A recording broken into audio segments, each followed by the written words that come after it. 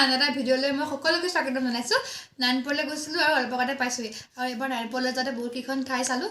নাৰায়ণপুৰত আচলতে বহুতকেইখন চাবলগীয়া ঠাইও আছে, গতিকে এইবাৰ ভাবিলোঁ এইবাৰ চাই লওঁ, গতিকে ভিডিঅ' কেইটামানো কৰি ৰাখিলোঁ আপোনালোকক দেখাম বুলি। বাঘনোৱা দৌল চালোঁ, লেটেকুপুখুৰী চালোঁ, লগতে মাধৱদেৱ কলাক্ষেত্ৰও চাই আহিলোঁ। গতিকে ভিডিঅ' কেইটামান বনাই আপোনালোকক দেখাম বুলিয়ে ভিডিঅ'টো ষ্টাৰ্ট কৰোঁ। আৰু ব'লক এতিয়া আমি গোটেইকেইখন ঠাই ভালকৈ চাওঁগৈ। ব'লক প্ৰথমতে যাওঁ ব'লক মহাপুৰুষ মাধৱদেৱৰ জন্মস্থানলৈ। এইফালেদি সোমাই যাব লাগিব, কাষতে ৰাস্তাটো। আৰু প্ৰথমতে সোমাই গৈ দেখিব মহাপুৰুষ মাধৱদেৱৰ গোটেই জীৱন কাহিনীখিনি লিখা হৈছে। তেওঁৰ জন্মৰ পৰা ধৰি লৈ মাক দেউতাকৰ নাম সকলোখিনি ধুনীয়াকৈ লিখিছে। আৰু ইয়াৰ পৰিৱেশটো কাষতে পুখুৰীটো আছে আৰু পুখুৰীটো কাষে কাষে নামঘৰটো। এইফালে যাবও পাৰি, যাম বাৰু পিছত, প্ৰথমতে ব'লক বাকীখিনি চাই আহোঁগৈ। এইটো নামঘৰটো, ভকতসকলে ধুনীয়াকৈ ইয়াতে নাম কীৰ্তন কৰি আছিলে। আৰু ইফালে যদি যাওঁ, নামঘৰৰ কাষে কাষে পুখুৰীটো আছে। আৰু এয়া চাওক, ইয়াত বহুতো মাছ কাছ আছে বুলি শুনিছিলোঁ। তেতিয়া ব'লক আৰু আগলৈ যাওঁ। এইটো উজিৰৰ পানী খোৱা পুখুৰী, বহুত ডাঙৰ পুখুৰী আচলতে এইটো, বহুত দও হ'ব। আৰু এফালে যদি দেখে এইটো মাধৱদেৱৰ জন্মভেটি টোল, ধুনীয়াকৈ টোলৰ দৃশ্যটো ধুনীয়াকৈ সংগ্ৰহ কৰা হৈছে ইয়াতে।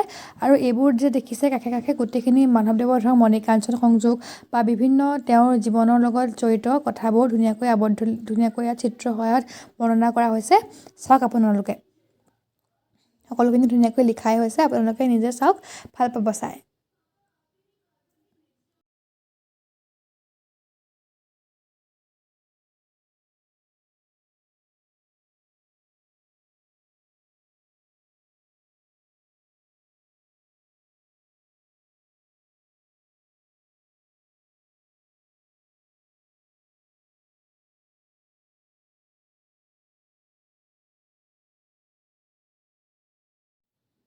আৰু এই গোটেই মেপখন দেখুওৱা হৈছে কোনফালে কোনখিনি ঠাই আছে। আৰু এইটো উজিৰৰ গা ধোৱা পুখুৰী।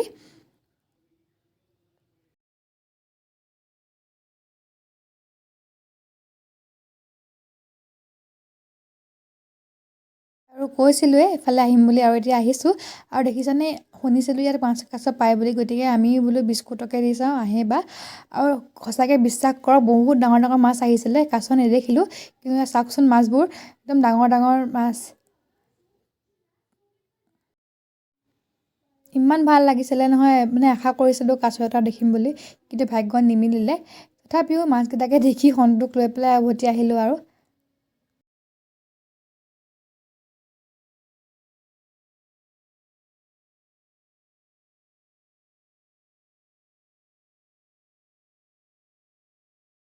এয়া হৈছে লেটেকুপুখুৰী। আমি ইখন থানো চালোঁ, এইখন থান চাম বুলিয়ে আহিছিলোঁ, কিন্তু সময় অভাৱৰ কাৰণে গোটেইখিনি বস্তু ভালকৈ নেদেখিলোঁ। তথাপিও যিকণ পাৰোঁ চাবলৈ চেষ্টা কৰিলোঁ। আৰু এতিয়া ব'লক ভিতৰলৈ যাওঁ। ইয়াৰ পৰিৱেশটো বৰ ধুনীয়া, কাষে কাষে গছবিলাক আছে আৰু গছৰ মাজে মাজে যাব লাগে। চাওক, পাইন গছ আছে। আৰু আহি আমি গুৰুগৃহ পালোঁহি। আৰু গুৰুগৃহৰ কাষতে আছে পাঠনাথ আৰু উজিৰৰ ঘৰ। এইটো হৈছে পাঠনাথ আৰু এয়া হৈছে উজিৰৰ গৃহ। লেটেকুপুখুৰীলৈ বেলেগ এদিন আহিম বাৰু, কিন্তু এতিয়া আমি যাওঁ ব'লক বাঘনোৱা দৌললৈ। বাঘনোৱা দৌললৈ আমি স্কুটিতে যিহেতু গোটেইখন ঘূৰি ফুৰিছোঁ, ঠাণ্ডাও বহুত, হাৱাও বতাহো মাৰি আছে, গতিকে অকণমান ঠাণ্ডাও লাগিছে। তথাপিও একো নাই, বহুত দিনৰ মূৰত আহিছোঁ যেতিয়া। এয়া হৈছে বাঘনোৱা দৌল। আৰু বাঘনোৱা দৌলখন প্ৰত্নতাত্ত্বিক স্থানো হয়, ৰুদ্ৰসিংহৰ দিনতে ইয়াক নিৰ্মাণ কৰা হৈছিলে। আৰু এতিয়া ইয়াৰ ভিতৰলৈ যাওঁ ব'লক।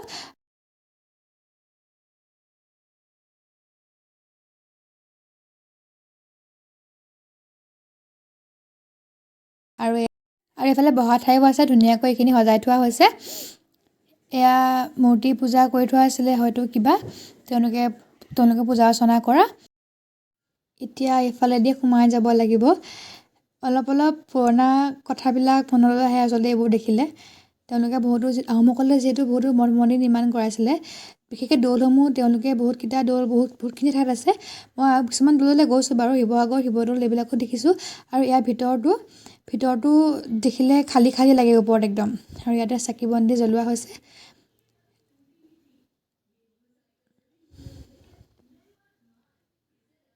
আৰু ইয়াৰ কাষবিলাকত দেখিছেনে, বিভিন্ন মূৰ্তিবোৰ ভগৱানৰ দৃশ্যবোৰ থোৱা হৈছে আৰু যিহেতু ভগা বস্তুবোৰ থ'ব নাপায় বুলি কয় গতিকে বহুতকেইটা বস্তু খালী হৈ আছে আৰু এইটো এটা সুৰংগ এইটো এটা বন্ধ হৈ আছে কিন্তু এটা সুৰংগ আছিলে এইটো ৰঙতিত ওলাগে বোলে আৰু এয়া হৈছে শ্ৰী শ্ৰী মাধৱদেৱ কলাক্ষেত্ৰ আচলতে মাধৱদেৱ কলাক্ষেত্ৰ বৰ্তমান নিৰ্মাণাধীন অৱস্থাত আছে গতিকে বহুতখিনি বস্তু এতিয়াও ধুনীয়াকৈ ইয়াত বনাই থকাই হৈছে তথাপি যিকণ পাৰোঁ বলক চাওঁ ভিতৰলৈ যাওঁ বলক এতিয়া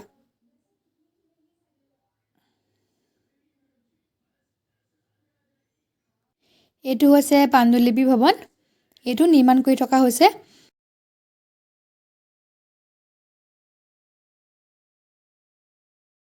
আৰু এখন হৈছে সৰু ল'ৰা ছোৱালী পাৰ্ক ইয়াত ডাঙৰ মানুহক মানে খেলিব মেলিব নিদিয়ে বৰ দুখ লাগিলে সৰু থকাহেঁতেন খেলিব পাৰিলোহেঁতেন যিহেতু এতিয়া উপায় নাই আৰু এইখিনি যিহেতু বনাই আছে এখন দুখন দোকানহে আছে ইয়াত পিছলৈ হয়তো গোটেইখন ভৰি পৰিব লাহে লাহে আৰু কিছু বছৰৰ পিছত